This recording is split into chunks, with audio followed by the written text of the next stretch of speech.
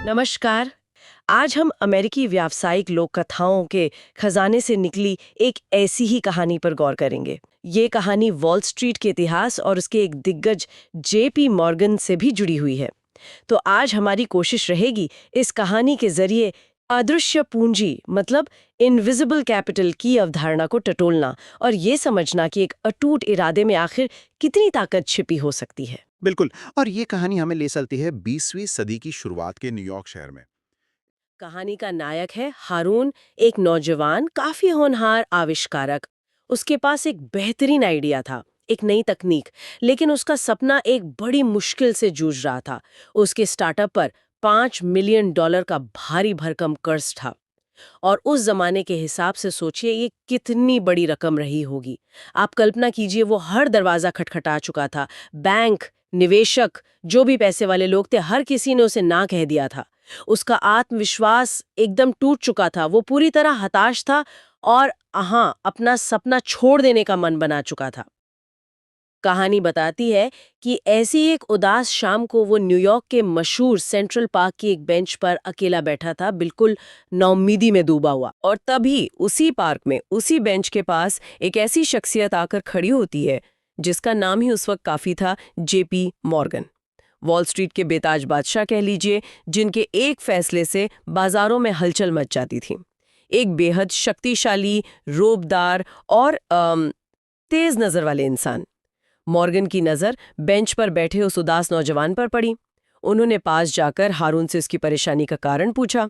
हारून ने थोड़ी झिझक के साथ लेकिन पूरी ईमानदारी से अपनी कहानी कह सुनाई, अपने आविष्कार के बारे में, उस $5 मिलियन के कर्ज के बारे में और ये भी कि अब उसके पास हार मानने के सिवा कोई चारा नहीं बचा है। मॉर्गन ने हारून की पूरी कहानी बड़े ध्यान से सुनी। फिर बिना कोई लंबा चौड़ा भाषण दिए या सवाल जवाब किए उन्होंने चुपचाप अपनी जेब से अपनी चेकबुक निकाली। उन्होंने उसमें कुछ लिखा, साइन किया और $5 मिलियन का एक चेक हारून की तरफ बढ़ा दिया।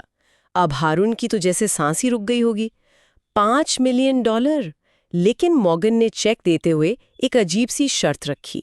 उन्होंने कहा, देखो नौजवान, इस चेक को अभी बैंक मत ले जाना, इसे भुनाना मत। इसे सिर्फ अपने पास रखो, एक गारंटी की तरह, एक भरोसे की तरह। ये तुम्हारी अदृश्य पूंजी है। जब तुम्हें पक्का यकीन हो जाए कि तुम हार चुके हो, कि अब कोई रास्ता नहीं बचा, सिर्फ तभी इसका इस्तेमाल करना। लेकिन उससे पहले अपनी पूरी ताकत, अपनी पूरी इच्छा शक्ति लगाकर एक बार फिर कोशिश करो। जाओ और लड़ो। इतना कहकर मॉर्गन वहां से चले गए और हारून वहीं खड़ा रह गया, एकदम स्तब्ध। उसने वो चेक लिया और अपनी डायरी के पन्नों के बीच एकदम संभाल कर रख दिया, जैसे कोई गुप्त हथियार हो जिसे वो आखिरी दम तक इस्तेमाल नहीं करेगा। यहां से जो बदलाव आया वो कमाल का था। उस चेक के होने का एहसास ही हारून के लिए जादू कर गया। वो चेक भले ही उसकी जेब में नहीं था, डायरी में बंद था, लेकिन उसका जो मानसिक असर था वो जबरदस्त था। उसके अंदर की सोई हुई इच्छा शक्ति जैसे जाग उठी। और सबसे बड़ा बदलाव ये आया कि उसके मन से असफलता का डर निकल गया पूरी तरह से। उसे लगा कि अगर वो पूरी तरह नाकाम भी हो गया तो भी मॉर्गन का दिया चेक उसे बचा लेगा। इस सुरक्षा के एहसास ने उसे बिल्कुल निडर बना दिया। अब वो हिचकिचा नहीं रहा था। उसने बड़े और साहसी फैसले लेने शुरू किए, ऐसे जोखिम उठाए जो वो शायद पहले कभी नहीं लेता। वो निवेशकों और ग्राहकों से पूरे आत्मविश्वास के साथ बात करने लगा। उसके व्यवहार में, उसकी बातचीत में, उसके हर कदम में एक नई ऊर्जा, एक नया संकल्प दिखाई देने लगा। वो अपने आविष्कार को बाजार में उतारने के लिए दोगुनी मेहनत और जुनून से जुट गया। इस बदली हुई मानसिकता, इस नए आत्मविश्वास का नतीजा, कहानी बताती है कि नतीजा बिल्कुल हैरत अंगेज रहा। सिर्फ 1 साल के भीतर हारून की कंपनी न सिर्फ अपने पैरों पर खड़ी हो गई, बल्कि सफलता की नई ऊंचाइयां छूने लगी।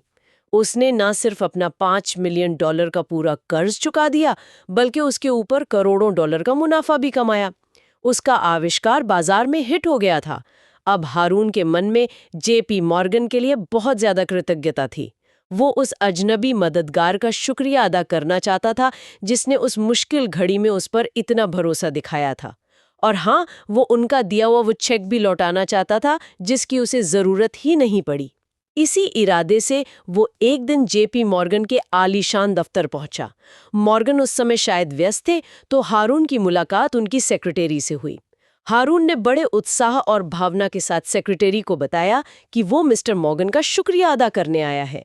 उसने कहा, आपके बॉस ने मेरी जिंदगी बदल दी। उन्होंने मुझ पर तब भरोसा किया जब किसी ने नहीं किया था। ये उनका दिया हुआ चेक है जिसे मैंने कभी इस्तेमाल नहीं किया। मैं इसे उन्हें लौटाना चाहता हूँ। और यहीं पर कहानी का सबसे बड़ा, सबसे चौंकाने वाला रहस्य खुलता है।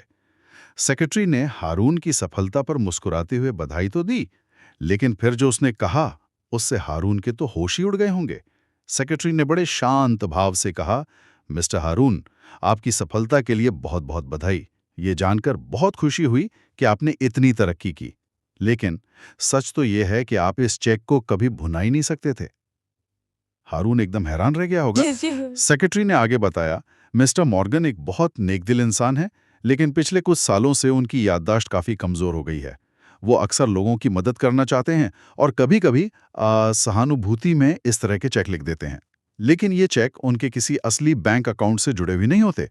असल में ये महज कागज के टुकड़े हैं जिनका कोई मौद्रिक मूल्य, कोई कीमत नहीं है। एक कागज का टुकड़ा था। ये तो किसी बड़े झटके से कम नहीं था। उसे लगा होगा जैसे उसके पैरों के नीचे से जमीन ही खिसक गई है। उसकी पूरी सफलता, उसका पूरा आत्मविश्वास, क्या सब एक धोखे पर, एक भ्रम पर टिका था? लेकिन कहानी बताती है कि उस शुरुआती सदमे के बाद जब हारून ने शांत होकर सोचा, तो उसे एक गहरी सच्चाई का एहसास हुआ। उसे समझ आया कि उसे बचाने वाली शक्ति वो $5 मिलियन का कागजी चेक नहीं था। बिल्कुल नहीं। असली शक्ति तो उसके अंदर थी। वो तीव्र इच्छा शक्ति, वो अटूट संकल्प, वो लड़ने का जज्बा जो उस चेक पर विश्वास करने से उसके अंदर जागृत हुआ था।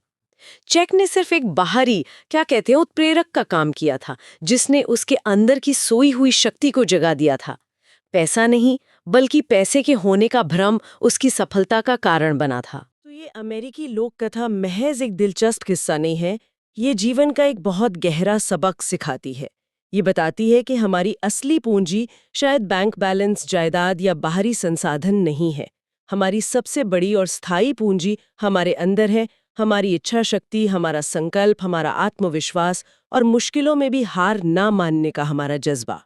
ये वो अदृश्य पूंजी है जो हर परिस्थिति में हमारे साथ रहती है, जिसे कोई छीन नहीं सकता।